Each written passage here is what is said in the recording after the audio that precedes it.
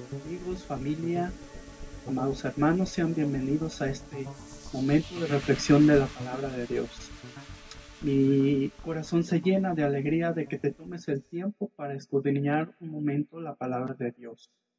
Deseo en mi corazón que este mensaje que vas a recibir el día de hoy sea de edificación a tu vida, sea aplicable a tu vida y que con esto demostremos a nuestro Dios la gloria que es digno de recibir para obedecer su palabra y no solo escucharla. Quiero iniciar este estudio, no sin antes, como es nuestra costumbre, por medio de una oración. Demos gracias a Dios.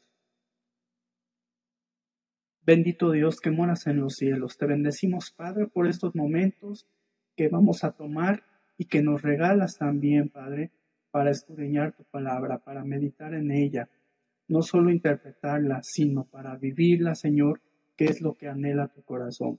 Gracias, Padre, por estos momentos de reflexión que nos brindas, Padre, y que nos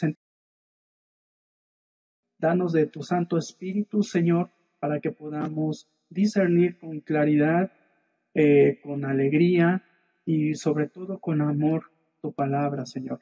Ayúdanos, capacítanos, amado Padre, y te damos gracias por estos momentos en el nombre de Jesús. Amén. Bien, amados hermanos, después de haber dado gracias a nuestro Dios por estos momentos de reflexión, quisiera irme introduciendo a nuestra reflexión del día de hoy, la cual he titulado La protección divina. Una casa que teme al Señor, hermanos, tiene su perímetro asegurado y bien definido. Entonces, toda la familia debe estar de acuerdo con qué o quién defiende a nuestro hogar, sus pertenencias, a cada integrante de la familia, etc. Y es ahí donde la casa física se transforma en un ambiente cargado de la naturaleza divina.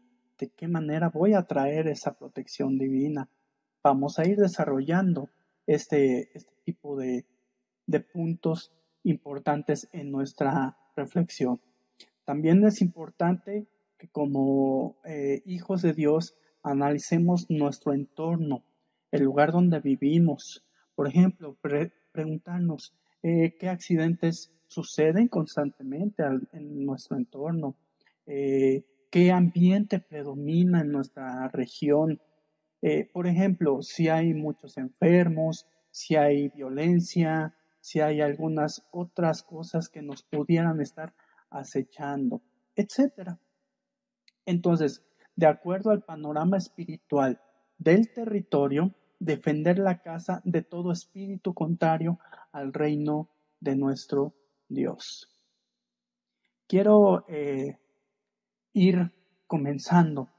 Uno de los elementos que podría alterar y que incluso hasta podría ser el trampolín de que podríamos estar limitando esa protección divina como seres humanos, es el miedo. Y me gustaría hablarles un poquito sobre este aspecto y que lo voy a hacer de manera muy general, lo voy a hacer de manera muy práctica por factor tiempo. De este tema puede ser un tema bastante amplio, pero se los voy a ir poniendo de una manera muy práctica, muy reducida y que pues aparte pues también hermanos pues no lo sé todo y no soy muy experto en esta materia, pero sí he leído un poquito sobre este aspecto del miedo. Quiero empezar, hermanos, con la definición del miedo. El miedo, sensación desagradable provocada por la percepción de peligro real o imaginario. También es un sentimiento de desconfianza que impulsa a creer que ocurrirá un hecho contrario a lo que se desea. Bien, amados hermanos, aquí podemos ver que el miedo involucra en nuestra imaginación, involucra nuestras emociones, involucra también nuestros deseos, tres aspectos que vamos a ir o voy a tratar de desarrollar. Pero el miedo es una fuerza también, hermanos, una fuerza positiva que nos avisa cuando hay peligro. En sí mismo el miedo pues es natural, pero ya no es tan natural cuando rebasa los límites. Porque si no tuviéramos miedo, no seríamos capaces de percibir las amenazas. Entonces el miedo nos ayuda avisarnos de los peligros. Pero también el miedo, hermanos, puede agrandar las cosas y nos puede paralizar, distorsiona nuestra percepción, y también el miedo agranda las cosas, lo que señalaba yo hace un momento, el que el miedo rebase los límites y seamos víctimas de ese miedo. También el miedo nunca viene solo. Puede venir acompañado de ansiedad, ataques de pánico, dudas obsesivas, tristeza, entre otras manifestaciones. De esta manera se manifiesta y se es acompañado el miedo. Pero también, si enfrentamos el miedo, puede trabajar a nuestro servicio. Lo podemos poner a nuestro servicio, esta emoción o este sentir que podríamos tener. Y lo podemos poner a nuestro servicio como una fuerza natural que nos ayudará a enfrentar los peligros de la vida. Y voy a ir desarrollando, por ejemplo, a qué tenemos miedo después de haber visto esta parte de la definición del miedo. Vamos a ver también cuáles son las causas del miedo y nuestra imaginación, que podría ser un factor de nuestro miedo, como ya les mencionaba yo hace un momento, y también algunas estrategias muy prácticas de cómo podríamos superar este miedo. Bien, comencemos entonces, hermanos, con esta parte. ¿A qué podríamos tener miedo? ¿A qué podemos tener miedo? Bueno, podríamos tener miedo de vivir, podemos tener miedo de enfrentarnos a la realidad de la vida, podemos tener miedo a la verdad, y muchas veces, por no decir la verdad, tenemos miedo y ocultamos la verdad. También podemos tener miedo a lo que nos pueda suceder en ciertos sectores de nuestra vida, en fin. Podemos tener miedo también a las personas, a ciertas personas que nos rodean. Tenemos miedo al fracaso, podemos tener miedo al cambio, y como es natural, pues tenemos miedo también a la muerte.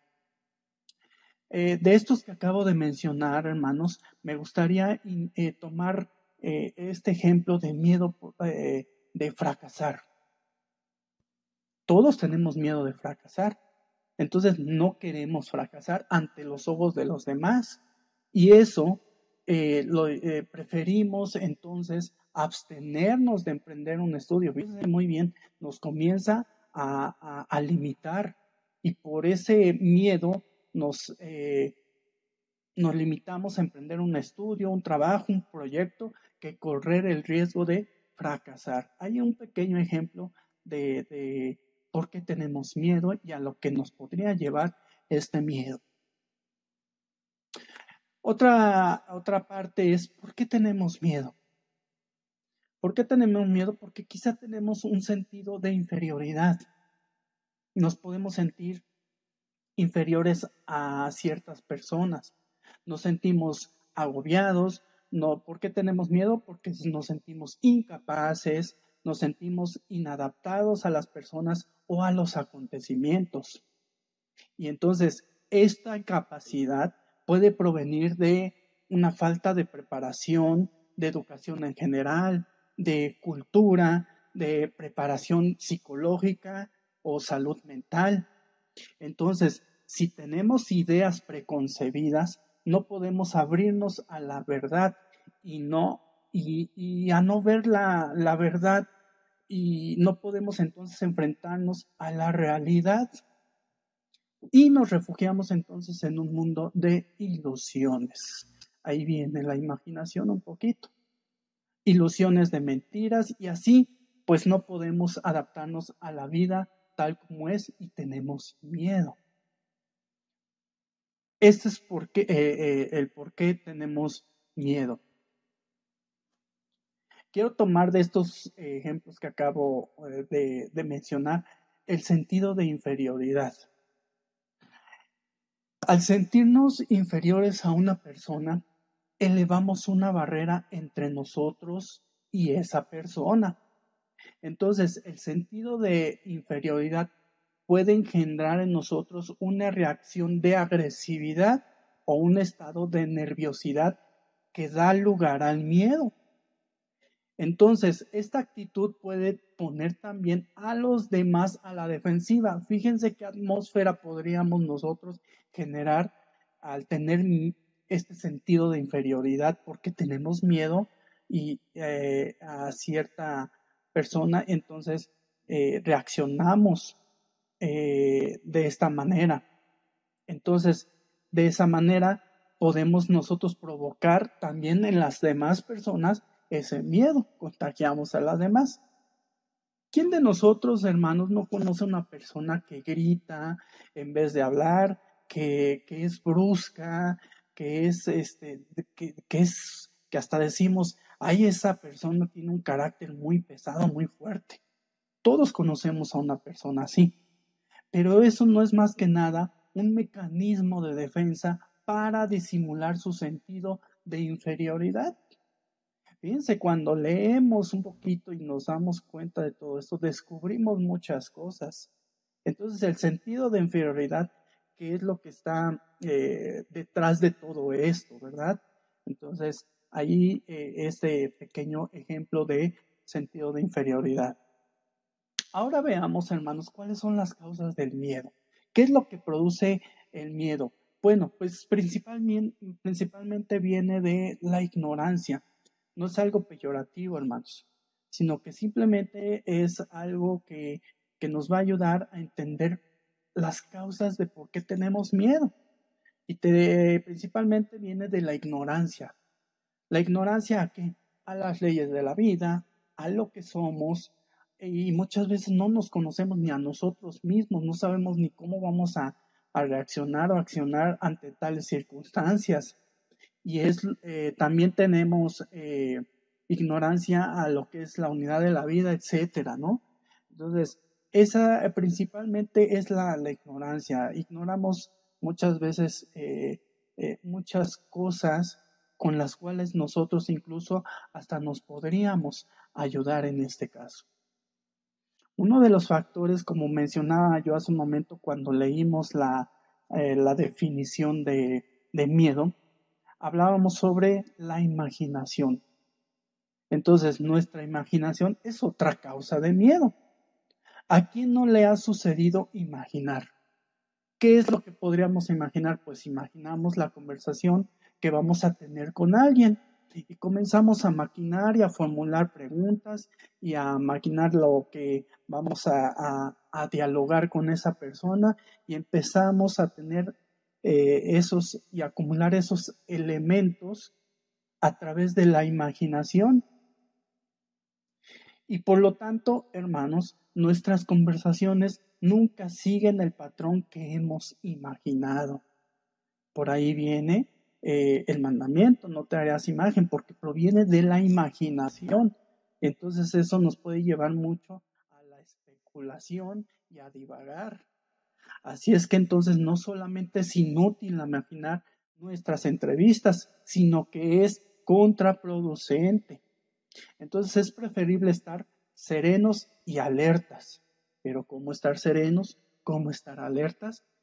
Y es parte de que muchas veces ignoramos, como mencionábamos hace un momento, de cómo podríamos estar serenos y estar alertas.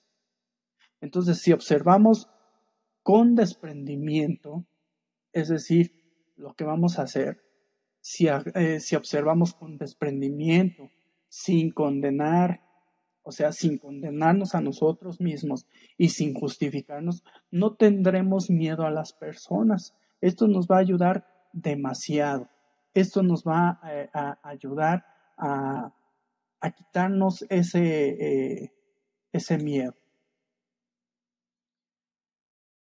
Bien, amados hermanos, hasta aquí de manera, como repito, es de manera muy general, podríamos decir,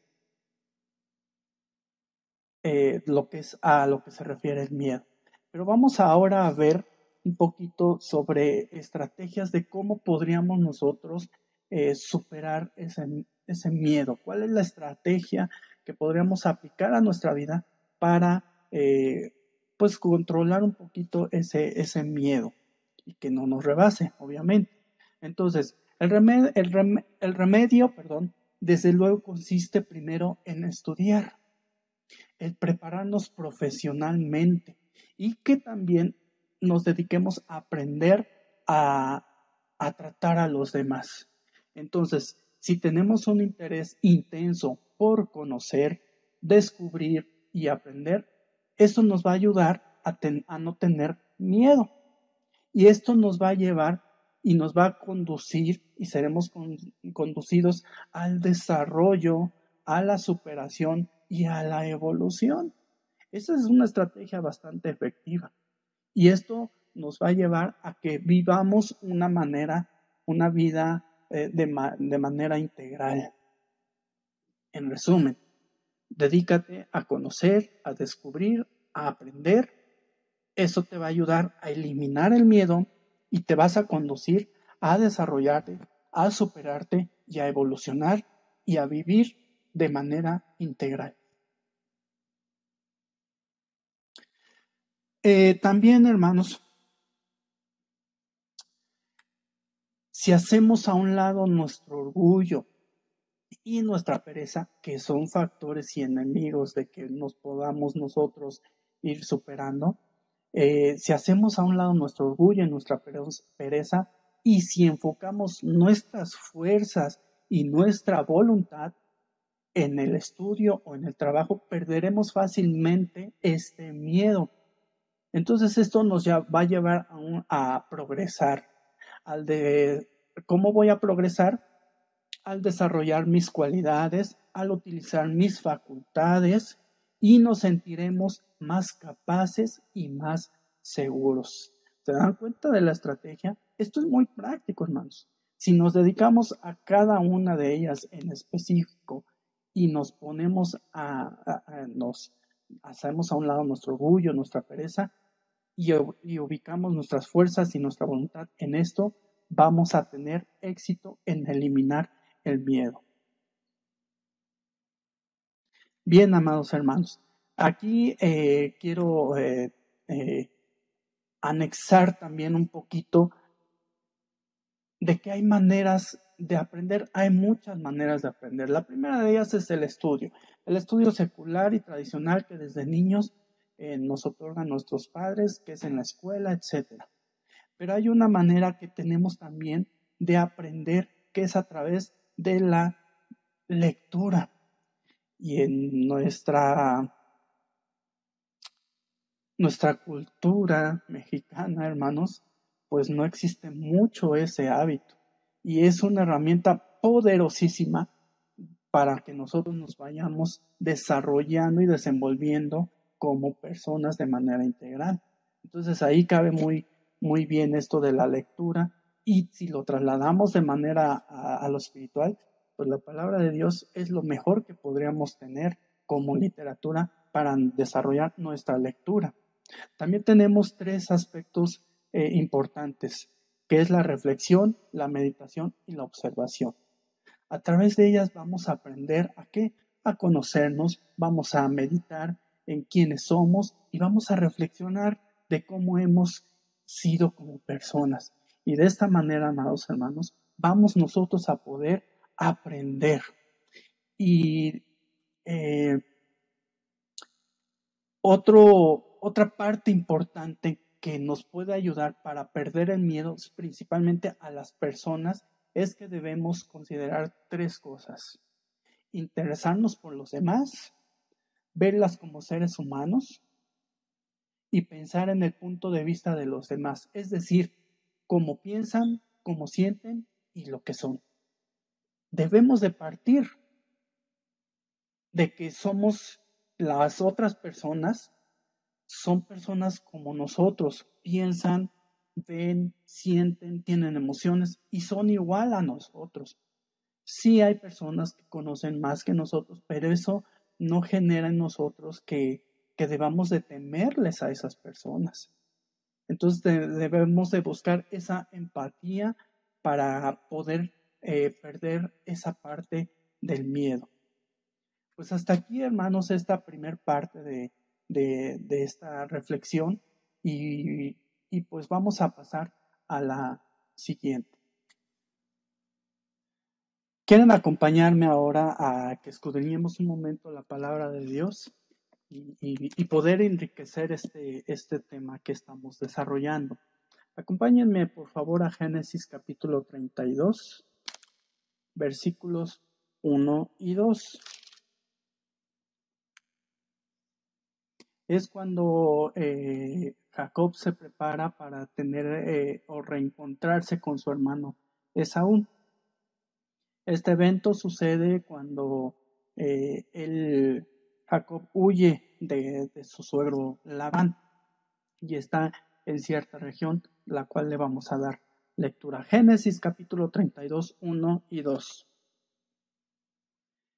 Y Jacob siguió su camino y le salieron al encuentro ángeles de Dios.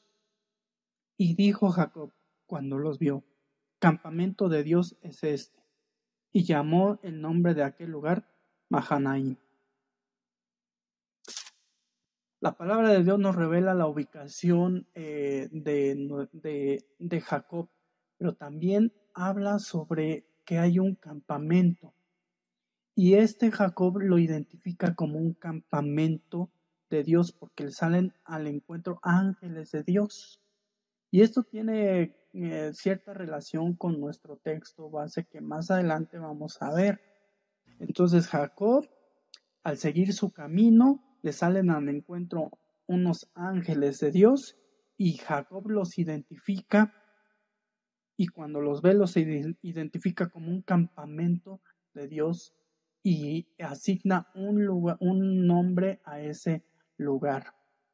Vamos a darle lectura también a los versículos 6 al 8.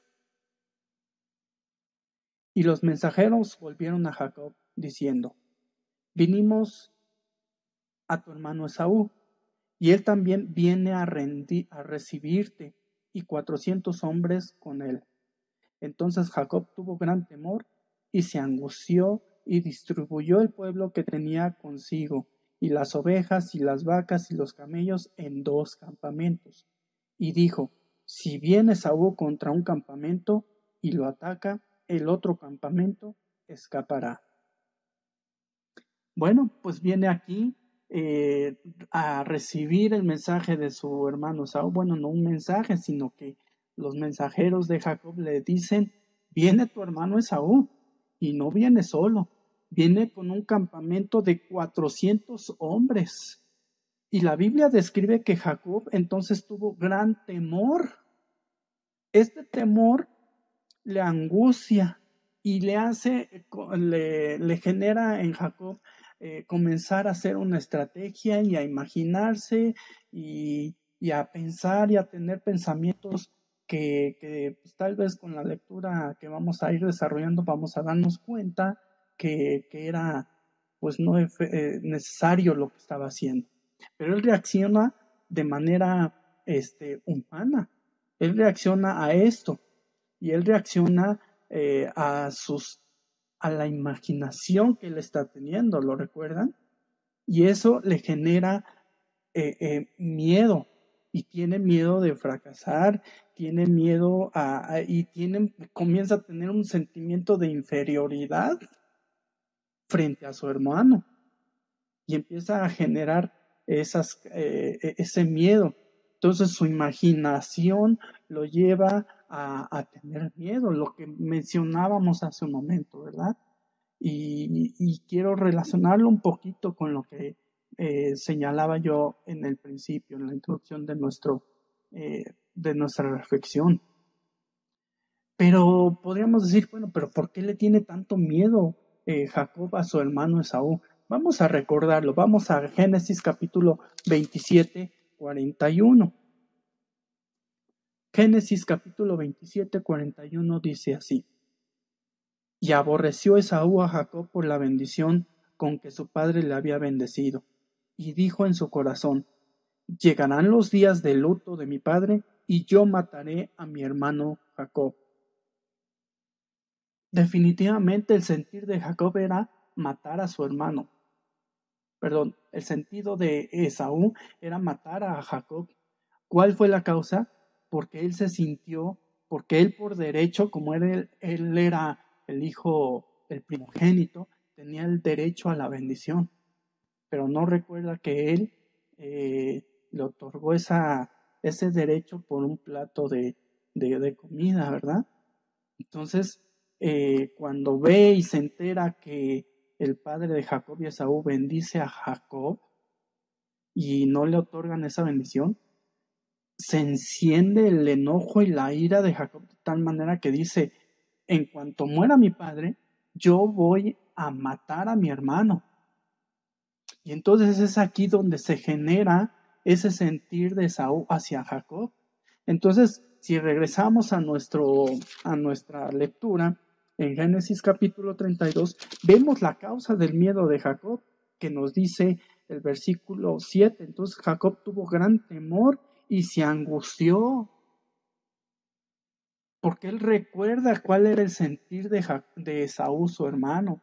Entonces Jacob comienza a generar una estrategia de tal manera que dice: distribuyan al pueblo, distribuyanlo de tal manera que haya dos campamentos. Si Esaú ataca a un campamento, el otro se echa a correr, empieza a generar esos pensamientos, especulación, empieza a tener una imaginación tremenda. Pero en eso, como que a Jacob le viene la guianza del Espíritu Santo, o recuerda, o no sé qué es lo que sucede, ¿no? Pero la Biblia sí nos los describe. Génesis capítulo 32, versículos 9 al 11. Dice así: y dijo Jacob: Dios de mi padre Abraham y Dios de mi padre Isaac, Jehová, que me dijiste: vuélvete a tu tierra y a tu parentela, y yo te haré bien. Menor soy que todas las misericordias y que toda la verdad que has usado para con tu siervo, pues con mi cayado pasé este Jordán, y ahora estoy sobre dos campamentos. Versículo 11. Líbrame ahora de la mano de mi hermano, de la mano de Esaú, porque le temo. No venga acaso y me hiera la madre con los hijos. Y tú has dicho: yo te haré bien, y tu descendencia será como la arena del mar, que no se puede contar por la multitud. ¿Qué es lo que está sucediendo aquí? Simplemente Jacob toma una actitud donde dirige todo su ser, toda su atención, y sobre todo encausa, no deja de tener miedo, pero sí comienza a encauzar ese miedo hacia Dios, hacia su Dios. Y él comienza a tener recuerdos donde le dice: Señor, tú eres Dios de mi padre Abraham, Dios de mi padre Isaac, y me diste una promesa y me diste una orden y me dijiste: vuélvete a tu tierra y a tu parentela y yo te haré bien. Comienza a tener esos argumentos Jacob para dirigirse al Señor y para atraer el socorro del Señor. Y sigue diciendo: menor soy que todas las misericordias, que toda la verdad que has usado.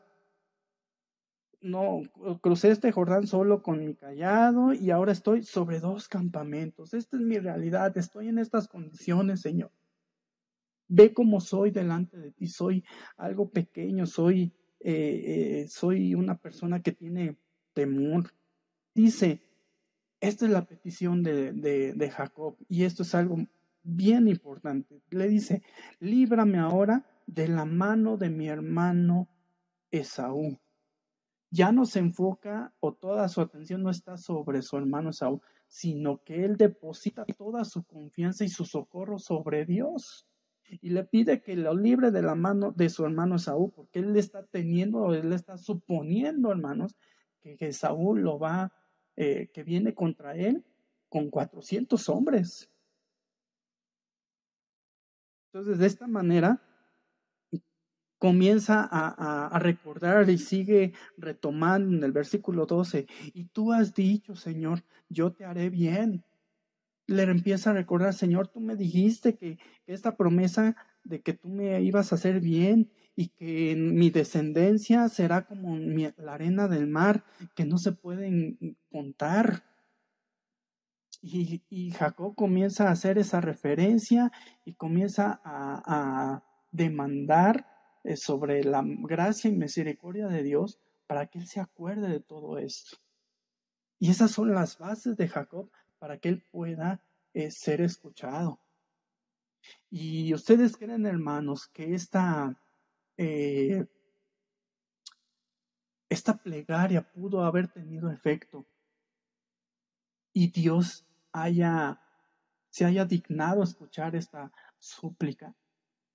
Como ser humano, Jacob tuvo una reacción, sí, pero también retoma lo que es su identidad en Dios y se acuerda de quién era y reconoce su condición delante de Dios y comienza a hacer demandas delante de Dios de manera muy humilde. Y vamos a ver ahora en el capítulo 32, versículo 1 al 4, qué efecto tuvo este evento al encuentro de su hermano Esaú. Capítulo 33 de Génesis, versículos 1 al 4. Dice así: alzando Jacob sus ojos, miró y he aquí venía Esaú y los 400 hombres con él. Entonces repartió él a los niños entre Lea y Raquel y las 2 siervas, y puso las siervas y sus niños delante, luego a Lea y a sus hijos, y a Raquel y a José los últimos, y él pasó delante de ellos y se inclinó a tierra 7 veces hasta que llegó a su hermano. Pero Esaú corrió a su encuentro y le abrazó y se echó sobre su cuello y le besó y lloraron. Aquí en el último versículo vemos cómo se desenvuelve este encuentro con Jacob y Esaú.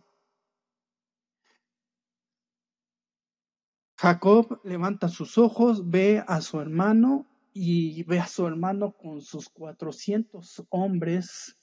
¿Qué habrá sentido Jacob en ese momento al ver a su hermano con 400 hombres?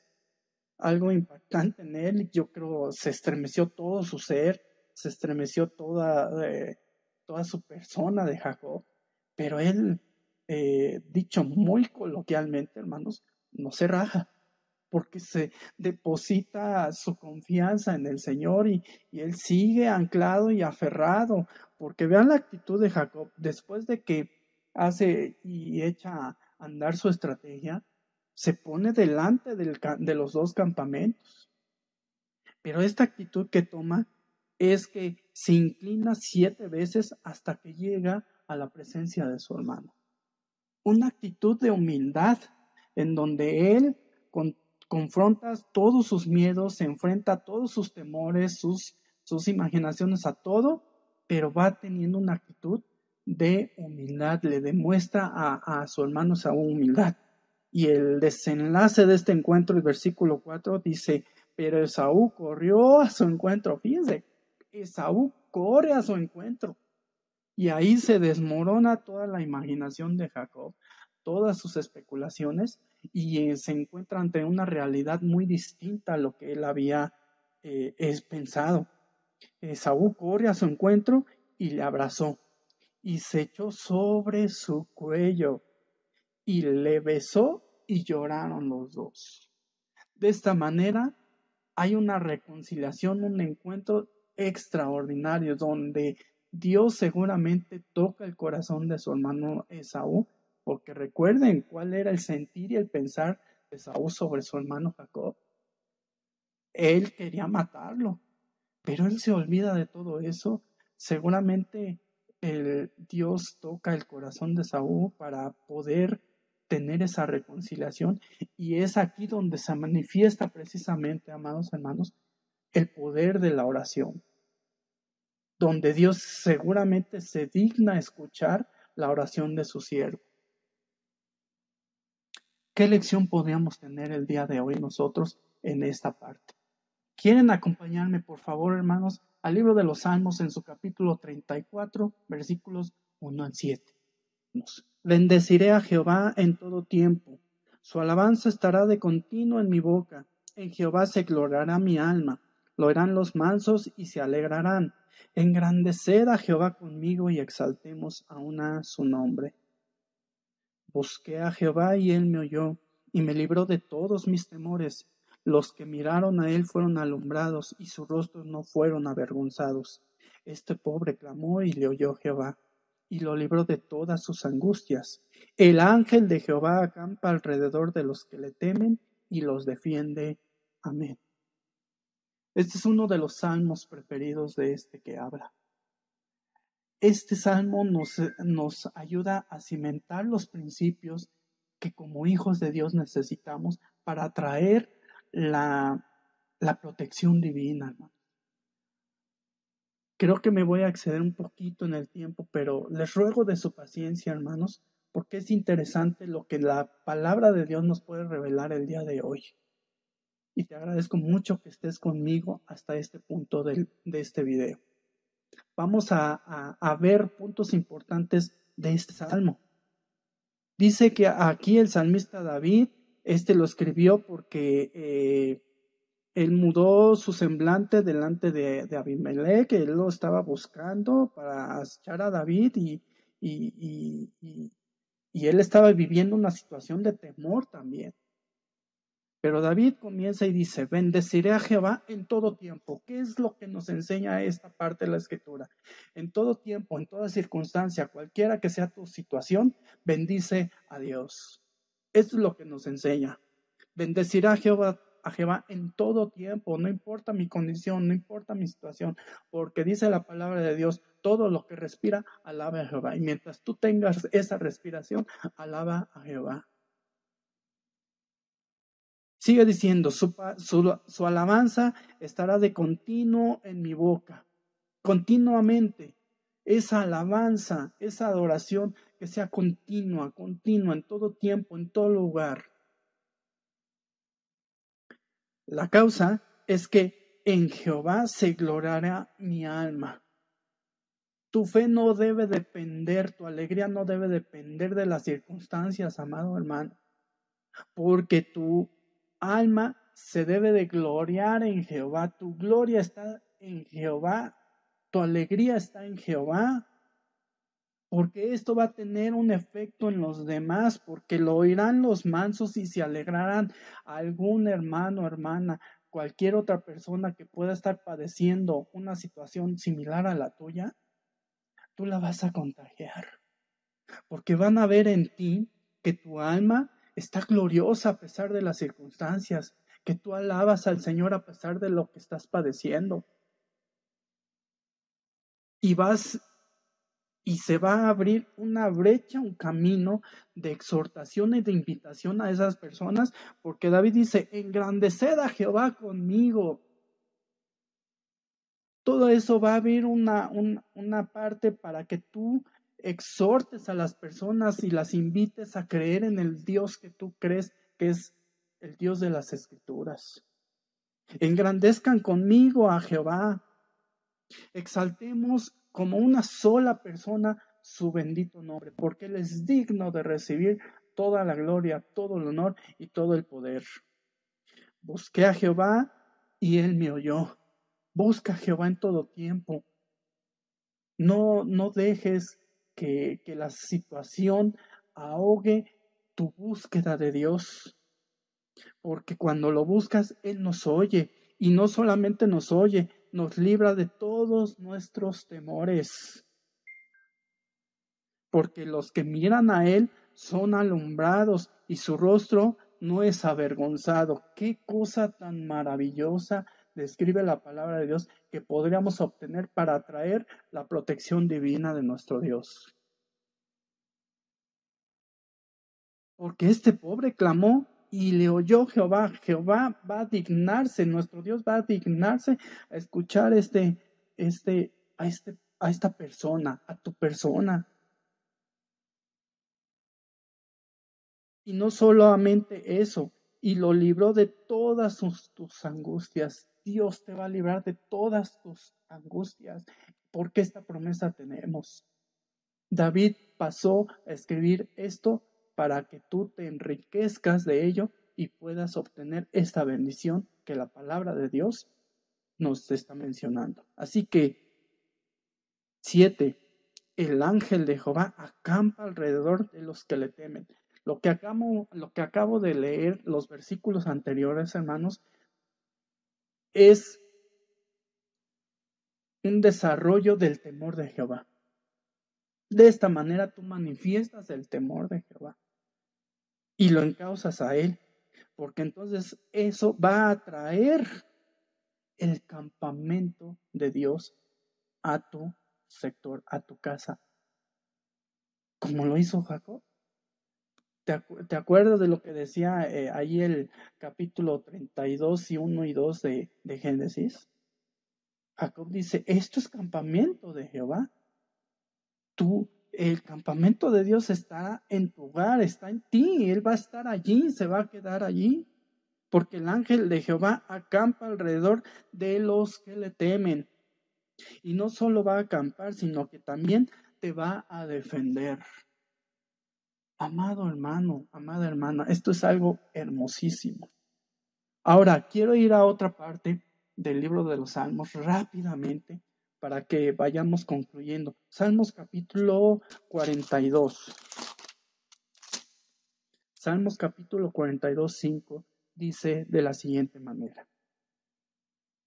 Y es algo que nos sucede a todos. Salmos 42, 5. ¿Por qué te abates, oh alma mía, y te turbas dentro de mí? Espera en Dios, porque aún he de alabarle, salvación mía y Dios mío. El salmista David, hermanos, está teniendo un diálogo con su persona, está siendo introspectivo, de tal manera que nosotros debemos de llevarlo esto a la acción. Esto nos debe de interesar porque esto nos va a ayudar a cada uno de nosotros. ¿De qué manera nos va a ayudar? Bueno, ¿qué es lo que está haciendo el salmista David? Está llevando a la práctica. Y esto lo va a ayudar a reevaluar la situación, su condición, y de esta manera nosotros también podemos decir, ¿por qué te abates, oh alma mía?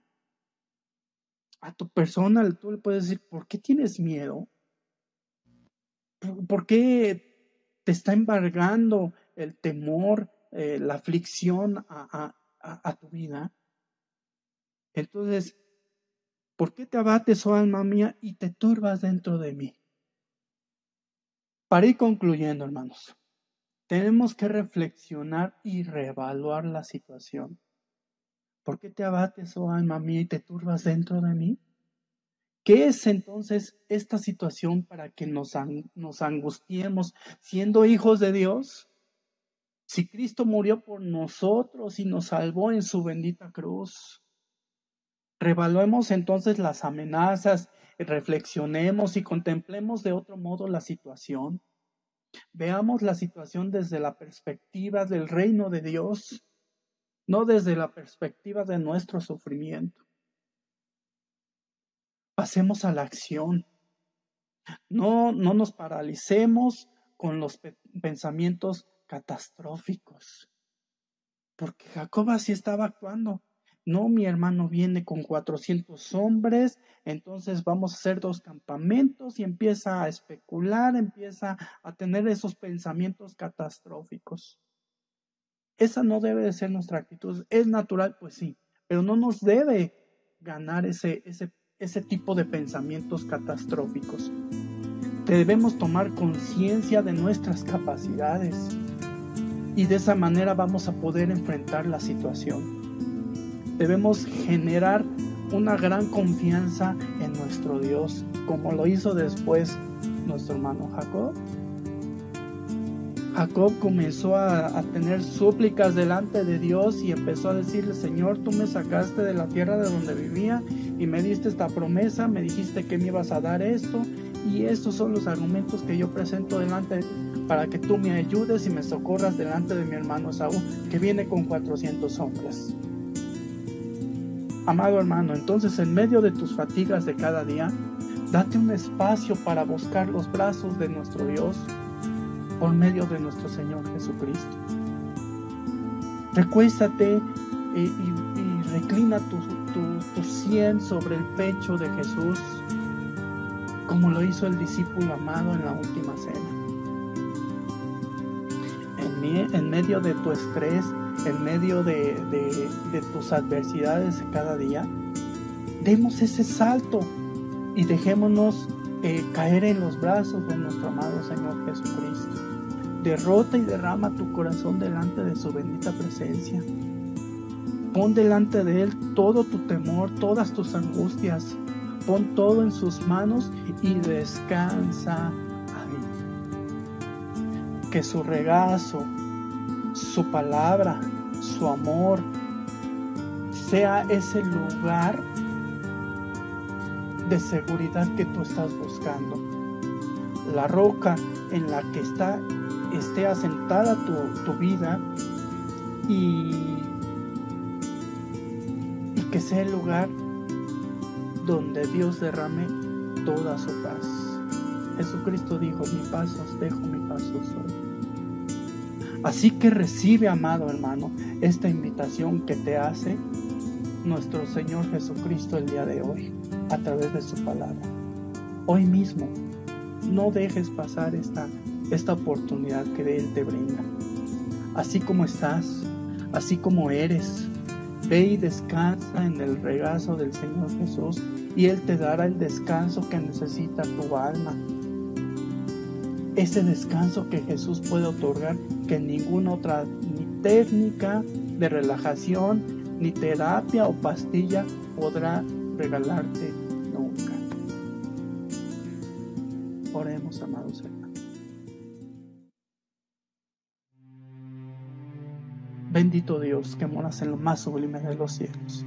Te bendecimos, Padre, por estos momentos de reflexión en tu palabra. Ayúdanos, Señor, a que tú seas nuestro ángel, nuestro ángel que acampe alrededor nuestro, para que nos libres de nuestros temores, para que nos defiendas de todo lo que nos pueda suceder. En estos tiempos necesitamos, en medio de un mundo con miedo, necesitamos una iglesia que se levante para que sea la luz de esta tierra. Y la gente pueda decir: Señor, oye, yo quiero de eso que tú tienes. ¿En qué Dios crees? Amado Señor, haznos lámparas que alumbren a las demás personas. Fortalécenos, vivifícanos, levanta nuestras cabezas, afirma nuestros pies. Permítenos tener esa confianza, Señor, y en el nombre de Jesús sabemos que tú vas a declarar fortaleza en cada uno de nosotros. Gracias por estos momentos de reflexión.